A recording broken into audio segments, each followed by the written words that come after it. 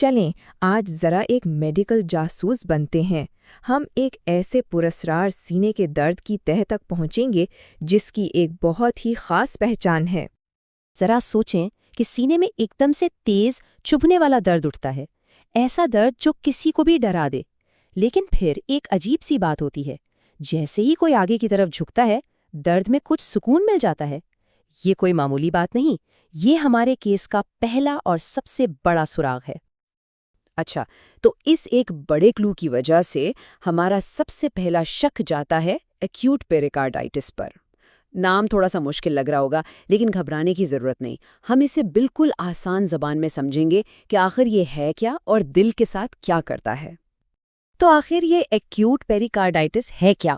دیکھیں، ہمارا دل ایک حفاظتی تھیلی میں لپٹا ہوتا ہے جسے پیریکارڈیل سیک کہتے ہیں۔ یہ سمجھ لیں کہ یہ دل کا کشن یا شیلڈ ہے۔ جب اس تھیلی میں سوزش ہو جاتی ہے، یعنی وہ سوج جاتی ہے اور اس میں جلن ہونے لگ جاتی ہے، تو اسی حالت کو ایکیوٹ پیریکارڈائٹس کہتے ہیں۔ ٹھیک ہے، تو ہمیں شک تو ہو گیا ہے، اب ثبوت اکٹھے کرنے کا وقت ہے۔ چلیں دیکھتے ہیں کہ آخر یہ حالت شروع ہی کیوں ہوتی ہے اور وہ کون سے دوسرے نشانات ہیں جو اس کی طرف اشارہ کرتے ہیں۔ ویسے تو پیریکارڈائٹس کی کئی وجوہات ہو سکتی ہیں، دوسری بیماریوں سے لے کر کچھ علاج تک، لیکن مزے کی بات یہ ہے کہ تقریباً 80 سے 85% کیسز میں وجہ کوئی بہت غیر معمولی چیز نہیں ہوتی، بلکہ ایک عام سا وائرس ہوتا ہے، بالکل ویسا ہی جس سے نزلہ زکام ہوتا ہے۔ علامتوں میں جو سب سے بڑی نشانی ہے نا، وہ وہی درد ہے جس کی ہم نے شروع میں بات کی تھی۔ یہ تیز چبھتا ہوا درد جو آگے جھکنے سے بہتر ہو جائے، یہ اس کیس کی سب سے نمایاں پہچان ہے، جو کسی بھی ڈاکٹر کے لیے ایک بہت بڑا اشارہ ہوتا ہے۔ سوراخ تو مل گئے، لیکن کیس پکا کرنے کے لیے ہمیں ٹھوس ثبوت چاہیے۔ تو چلیں دیکھتے ہیں کہ ڈاکٹرز جدید ٹیکنالوجی استعمال کر کے اس کی تصدیق کیسے کرتے ہیں۔ یہاں آ کر نا اصل جاسوسی کا مزہ آتا ہے۔ ای سی جی جو دل کی بجلی کو ٹریک کرتی ہے، ہمیں ایک بہت بڑا فرق دکھاتی ہے۔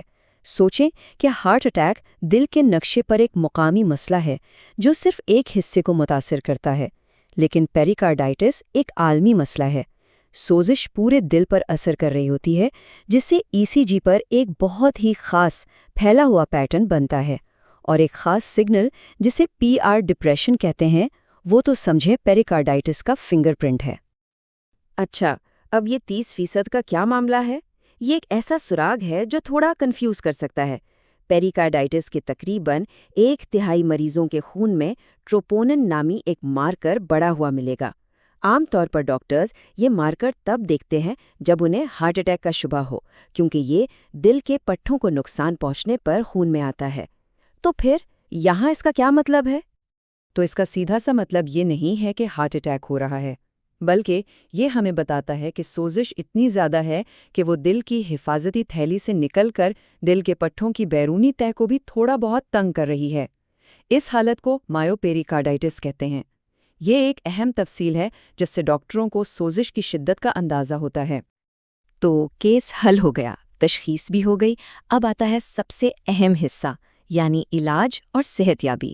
اور اچھی خبر یہ ہے کہ زیادہ تر لوگوں کے لیے یہ راستہ کافی سیدھا سادھا ہوتا ہے۔ علاج کا جو منصوبہ ہے نا، وہ بنیادی طور پر 2 چیزوں پر کھڑا ہے۔ ایک تو یہ کہ سوزش کو براہ راست کنٹرول کیا جائے۔